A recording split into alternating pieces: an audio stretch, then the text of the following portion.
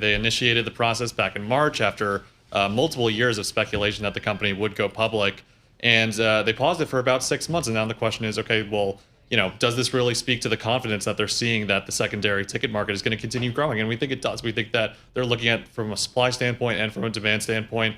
And the next 5 years look like they could see a lot of growth. Isn't part of their strategy, though, that they're going to kind of move away from secondary ticket sales and into primary ticket sales? Isn't that kind of part of the reason everyone's so excited about this IPO? That's right, Stacey. Exactly. So the primary, the direct issuance market, as it's called, the primary ticket market is about 3 times the size of the secondary ticket market. They're still focused on secondary, certainly. That's their bread and butter. They have almost 50% share in the United States. But really, that's what they're going to be going after, especially with Ticketmaster looking like it's still on the back foot fighting an antitrust case. So what does it need to do to make sure it can take some of that market share from Ticketmaster? What kind of, I don't want to say remedies, but what can it do in advance to make sure that whatever market share it takes, it can hold on to, that it's sticky? Yeah, absolutely. Well, they keep speaking back to their technology and their product, right?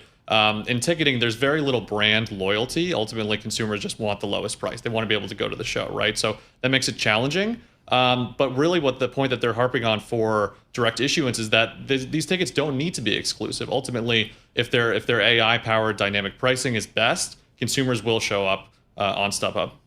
I mean, people are so excited about this IPO, but also from what I've been reading, it's possibly a little bit overvalued, or maybe some of the excitement is not totally backed up by numbers. Could you talk a little bit about that? Yeah, absolutely. So we've been looking at this quite a lot. Valuation is really the other big point that we've been asked about.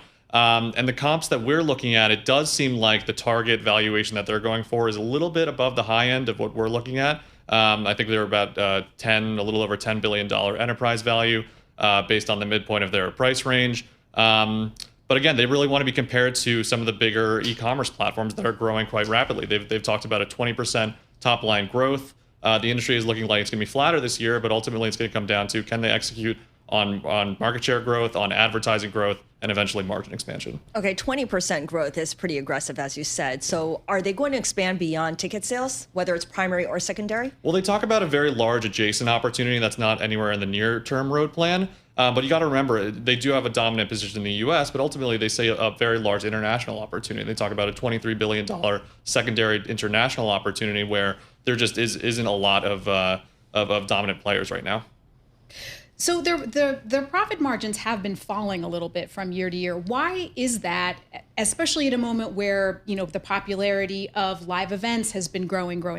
Right. Well, they've been investing a lot in their new growth initiatives. So that includes the direct issuance, building out the technology. But really the biggest cost item and what we've been seeing is that they're spending so much on marketing.